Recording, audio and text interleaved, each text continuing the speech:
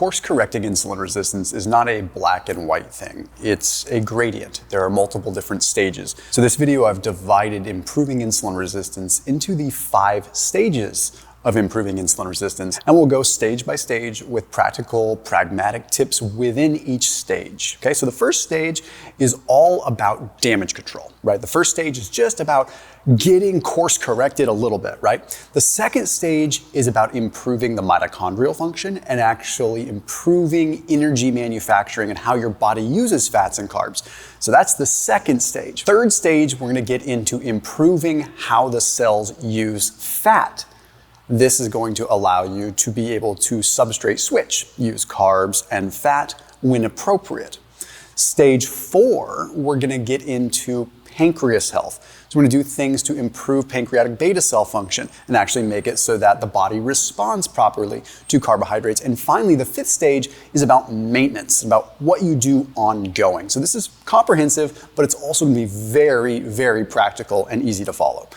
Drop a comment down below for the algorithm. It really does help these videos explode and get to all the people that need to see it. So drop a comment, even if it's just say here for the algo, whatever, and then please hit that subscribe button. So jumping right into stage 1, damage control. You have insulin resistance, you just found out you have insulin resistance, or you're nervous about it. Stage 1 is pretty easy. It's not that fun, but it's all about restricting or removing the carbohydrates temporarily. I'm not saying you do this permanently. This is the damage control thing. Remember that insulin resistance is like white noise on the cells. So the cells are just like constantly bombarded with chronic hyperinsulinemia to the point where they don't really know like when insulin is knocking anymore. They're so used to it. So we need to do something to take a break from that so that it attenuates the fan, the white noise, so that when it does hear insulin, it actually responds. That's the simplest way to describe it. The way that we do this is we increase our protein content, we increase our fiber content. And I know this sounds very elementary and basic, but that is the basics of really putting in that damage control stopgap. The next thing that we do within this same stage is we increase GLUT4 translocation. And what that simply means is inside your cell, you have this little transporter that travels to the surface of a cell, and that's what gobbles up glucose, okay? We need to improve how much of that transporter gets to the surface of a cell. And we do this through movement. This is kind of interesting. So this isn't super basic, simple stuff. This is actually quite interesting. The more that we can get the muscle to move, the more that that little transporter will come to the surface of the cell and soak up glucose, even if insulin is not present. Here's a wild study to show you just how little movement you need in the beginning. This was published in the Journal of Applied Physiology. They had subjects do 19 days of bed rest. Now another group did 19 days of bed rest, except in the morning they had them do 30 reps of isometric leg press contractions. That is not even hard. It's isometrically contracting the muscles, not even doing a full rep, okay? Check this out. The group that was in pure bed rest had a 19% reduction in how much of that transporter went to the cell surface. But the people that were still on bed rest but did this brief isometric leg exercise had a 30% increase in GLUT4 translocation in that transporter from baseline. So just a little movement. So I cannot stress to you enough that like stage 1 is all about carbohydrate restriction and then a little bit of movement so we start getting that GLUT4 translocation happening again. The third part of stage 1 is throwing in berberine. Berberine works, okay? There is evidence that supports that even independent of the insulin situation, berberine helps GLUT4 translocation and helps glucose get into the cell. This is something, the evidence is quite clear that berberine is much more effective for people that have more severe insulin resistance than for people that are healthy. The healthier you get, the less berberine becomes effective. So this is something that's perfect in this stage 1. And you can Google it, you can chat GBT it and find out what the perfect dose is for you, but berberine seems to be quite safe and very effective for this stage 1. Now we move into stage 2. Now how long do you stay in stage 1? It could be a couple of weeks, it could be a month. I would recommend a month plus in that stage 1. Just get yourself active, restrict the carbohydrates, get things kind of restored. Then we move into stage 2, and this is where we're talking about mitochondrial function. How do we actually improve mitochondrial health and improve ATP, which is the energy currency that the cells, the mitochondria, actually produce? Well, the first thing is we start increasing the intensity of our exercise. Okay, we're taking a multi-step, easy approach, right? Now we move into more intense exercise a few times per week. The intensity of exercise plays a very big role in how our cells use glucose and how they start to manufacture energy better. It all has to do with what is the amount of mitochondria you have in a given area of the muscle, right? You need to have more mitochondrial density, it's called. That's more densely populated areas of mitochondria. So if this, we look at a study that was published in the European Journal of Sports Science. It was pretty interesting. They had subjects do 6 weeks of just 3 times per week of HIIT. Now this HIIT was very simple. It was 5 rounds of 1 minute on and 1.5 minutes off. So they just did 1 minute on, 1.5 minutes off, 5 times through. They found at the end of this study, after the end of 6 weeks, they improved mitochondrial density, improved mitochondrial efficiency, and improved overall mitochondrial energy production. They produced more energy.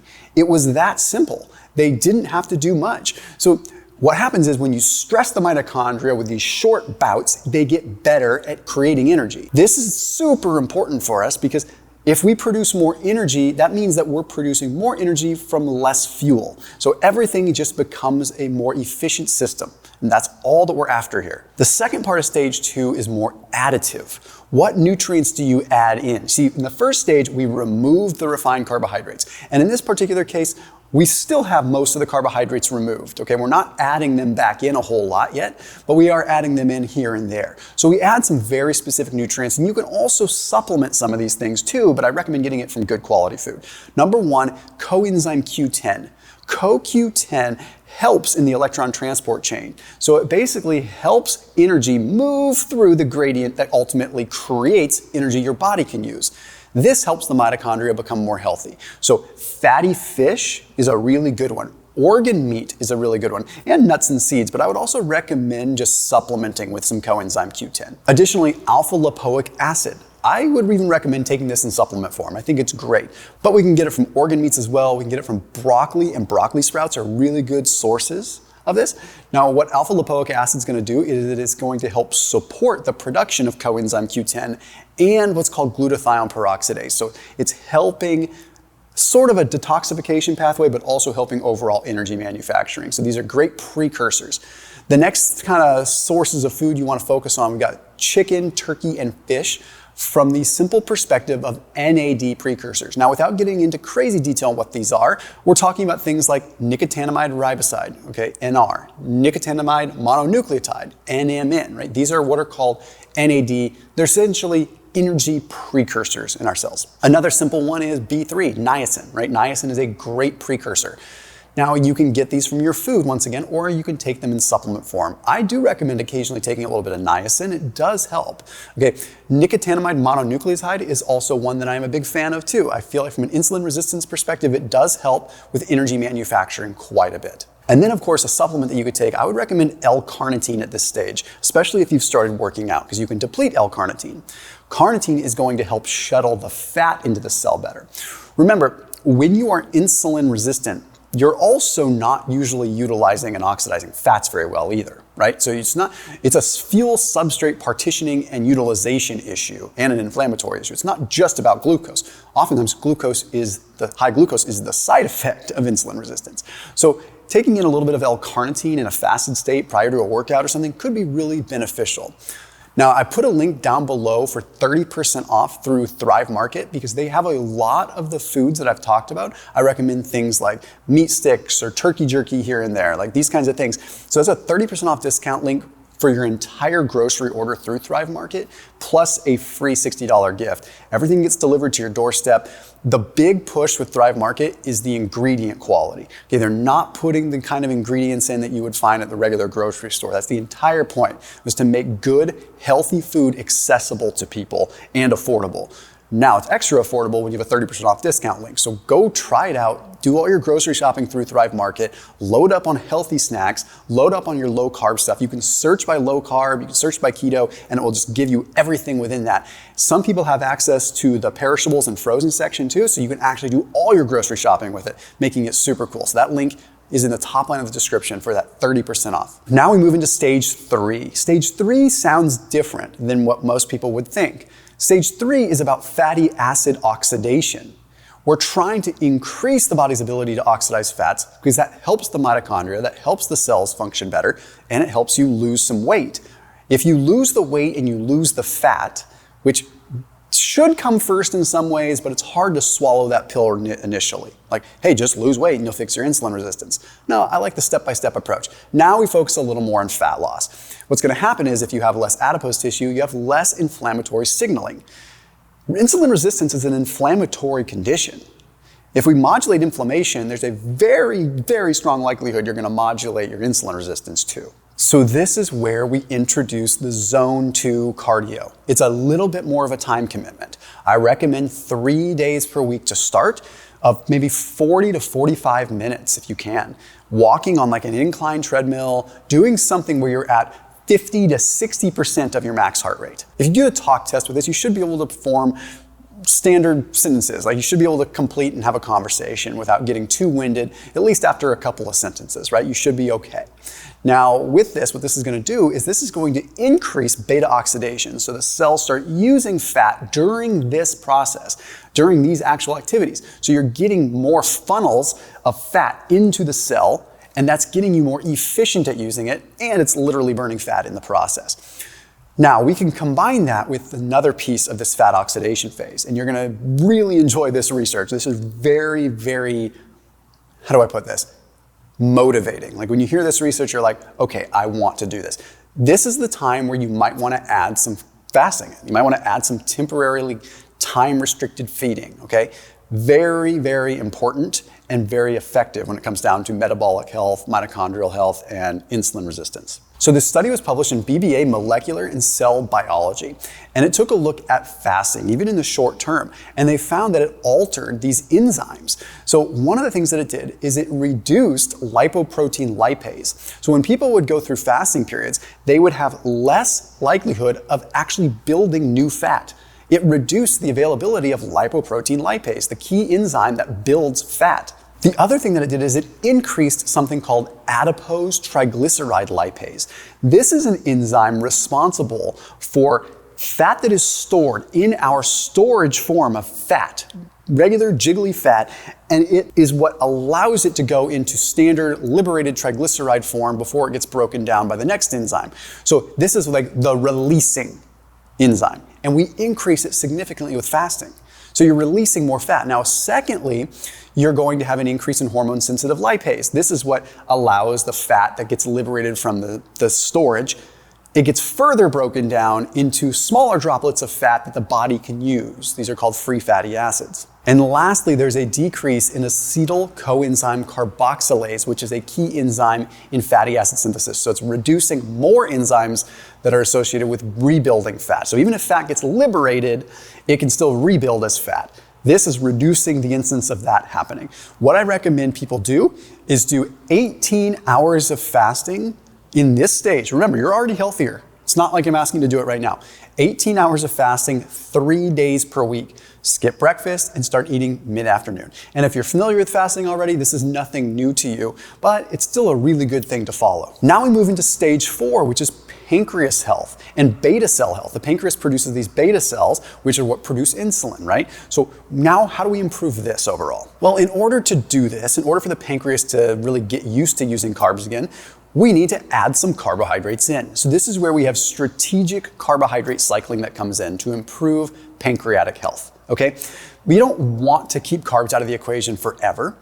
Carbs have a place, but also if we don't introduce carbohydrates, we lose glucose tolerance, which actually creates a different kind of insulin resistance. Instead of pathological insulin resistance, it's called peripheral insulin resistance, but if you're still teetering on the edge, it could be problematic. So the first thing you want to do when you start sort of carb cycling or introducing carbs, start first with just adding a little bit of fruit and a little bit of low glycemic carbohydrates in. I'm literally talking things like squash. I'm talking things like eggplant. Like add just more of those in for stage 1 of this. And then the next week or 2, add in resistant starches. Okay, I want you to add in things like sweet potatoes that have been maybe cooled down, or regular potatoes that have been heated and cooled. I'm not a big fan of oatmeal, but some people like oatmeal because you can heat it up and then eat it cold and let it sit overnight. That becomes a resistant starch, which means the body can't break it down the same as it does a regular carb. So it becomes very high fiber and lower glycemic, meaning it's easier for the body to take it on without a big surge. It's a great way to introduce carbohydrates in. And of course, we want to reduce any kind of major spikes, right? We don't want to have any big increases in sugar. We want to keep it kind of controlled and doing what we can to just bring it in here and there. And now with the carb cycling, what you want to do is you want to say, okay, as I'm increasing my carbohydrate intake a little bit, I'm also going to be cognizant of how active I am that day. On a day where you're resting, you're not doing any cardio, that might be a day where you only have things like maybe some extra squash or some eggplant or something like that, right? You're not adding extra carbs in. Then secondly, on a day that maybe you're doing moderate activity, like strength training, okay? Strength training is moderate. It's not intense unless you're really training super hardcore. That would be a good day to add something like some sweet potatoes or some more resistant starches in. So you're adding carbs in, you're still being very cognizant of them. Then on the days where you do HIIT, where it's more high intensity, those would be the days where your glycogen resynthesis would be better. You'd have more ability to take carbohydrates and store them into your actual muscle cell. So just be aware of this, and carbohydrate cycle like this. Okay, some people like to keep it even. I think that carbohydrate cycling does 2 things. It allows you to get the appropriate amount of carbs in for the activity that day, but it also allows you to understand the balance between your activity and your carb intake. The next piece of this carbohydrate cycling for pancreatic health too is really learning your timing. Now, there's evidence that suggests that if you have more carbs in the morning, you're gonna burn through them better and you're gonna have better glycemic control. Now, the contrary to that is that if you keep your carbs low throughout the day, then you burn more fat throughout the day and you can just have your carbs in the evening and you're gonna end up being just fine that way too. What you have to ask yourself is, if you are sedentary throughout the day, it might be better to actually just do low carb throughout the day and have your carbs at night. You might actually be more active in the evening than you are during the day if you work an office job, believe it or not. So it might be better to keep it low carb and then have the carbs in the evening. If you are someone that's a little more active, maybe you're a mechanic, maybe you're up moving around, even like a server or something, that might be better to say, hey, yeah, I will actually front load my carbohydrates so that I burn them throughout the day and then keep my carbs low at night. The final stage, stage 5, the maintenance stage, this is really important. If I had thrown this at you right out the gate, this could have been detrimental. There's a reason why it's at the end stage, the maintenance stage. Once things are getting under control and you feel like you got a grasp on your life a little bit with it, you want to eat more and move more. You want to start adding more fuel in and then moving more, or vice versa. You want to move more and eat more. So maybe it starts by doing something like increasing your training volume. You increase your workouts by 10% or 20%, and then you eat a little more to adjust for that. You don't keep your eating the same even though you increase your activity. You increase your activity and you increase your eating. What this is going to do is it's going to increase your rate of flux. Okay, it's going to increase how much fuel is moving through a system.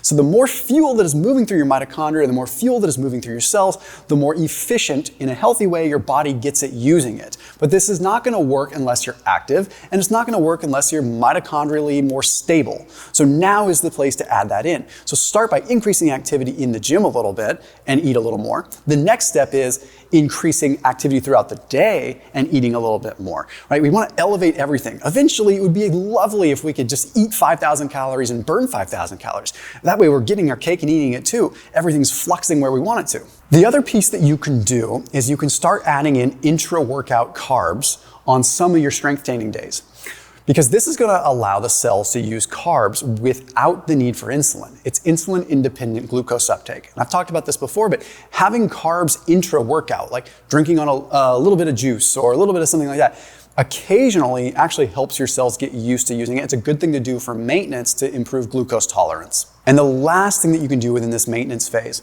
is 1 to 2 days a week of more aggressive time-restricted feeding. You can go back to a relatively relaxed diet, not horrible, but more relaxed, if you just give yourself 1 to 2 days of 20 to 24-hour fasting. Like, it sounds aggressive, but when you're doing it 1 or 2 days a week, it is tremendous maintenance You do the work of many years of dieting by just doing this. Like giving your body that break and maintaining its flexibility to say, I know how to use fuels that are on hand. He's not eating, I can start using fat. He's not eating, I can pull glycogen. Rather than constantly enabling your body to have fuel coming in all the time. But again, if you were to do this right out the gate, it might be hard. So it's great to implement during the maintenance phase. So as always, keep it locked in here on my channel. See you tomorrow.